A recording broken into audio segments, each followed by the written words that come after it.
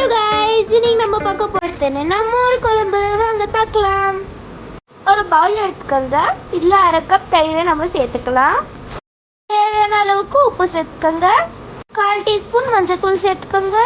காரத்துக்கு தகுந்த மாதிரி மிளகாத்தூளை நீங்கள் சேர்த்துக்கோங்க. 1/4 கப் கடலை மாவு நம்ம இதில் சேர்த்து மிக்ஸ் பண்ணிக்கலாம். தண்ணி இதுக்கு நிறைய ஊற்றி ஆகும், ஆனால் நான் இதில் 3 கப் சேர்த்துருக்கேன். இப்போ இன்னொரு பவுல் எடுத்துக்கோங்க. 3 பெரிய வெங்காயம் கட் பண்ணி சேர்த்துக்கோங்க. 4 கட் பண்ண பச்சை மிளகாய் இதில் சேர்த்துக்கோங்க. தேவையான அளவுக்கு உப்பு சேர்த்துக்கோங்க. 1/4 டீஸ்பூன் நாம் இதில் ஓமம் சேர்த்துக்கலாம். 1/2 ஸ்பூன் மிளகாத்தூள் இதில் சேர்த்து மிக்ஸ் பண்ணிக்கோங்க. 1/2 கப் கடலை மாவு இதில் சேர்த்து மிக்ஸ் பண்ணுங்க. இதில் கொஞ்சம் கொஞ்சமாக நீங்கள் தண்ணியை சேர்த்துக்கணும், அதிகமாக சேர்க்கக்கூடாது. இப்போ வானல் வச்சுக்கோங்க. அதில் எண்ணெய் போட்டுக்கோங்க.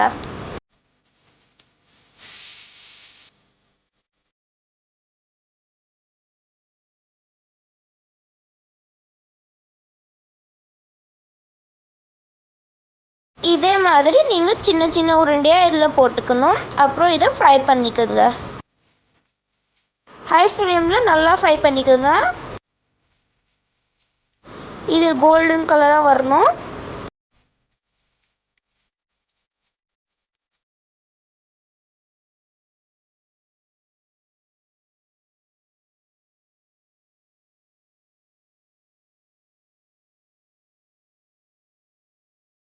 இப்போ நாம் இதை வெளியே எடுத்துடலாம். இந்த மாதிரி தட்டில் ட்ரான்ஸ்ஃபர் பண்ணிக்கலாம். அதே வானலில் இந்த தயிரை ஊற்றிக்கோங்க.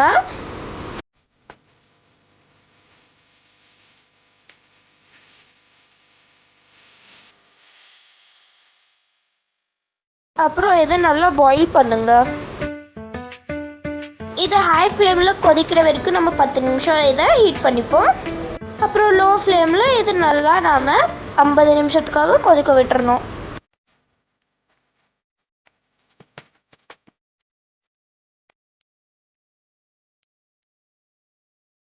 குழம்பு இப்போ பாதி ஆயிடுச்சு. நம்ம இதில் பக்கோடாவை சேர்த்துக்கலாம். அவ்வளோதான், இது ரெடி ஆயிடுச்சு. இப்போ வாங்க நாம் இதை தாளிக்கலாம். சின்ன வானல் வச்சுக்கோங்க. அதில் கொஞ்சோண்டு எண்ணெய் சேர்த்துக்கோங்க. கொஞ்சமாக வெந்தயம் சேர்த்துக்கோங்க. கொஞ்சோண்டு பெருங்காயம் இதில் சேர்த்துக்கோங்க. ஜீரகம் கொஞ்சம் சேர்த்துக்கோங்க. இதில் காஞ்ச மிளகா சேர்த்துக்கோங்க.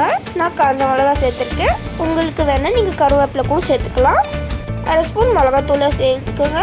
நம்ம இந்த தயிரில் இதை போட்டுக்கலாம்.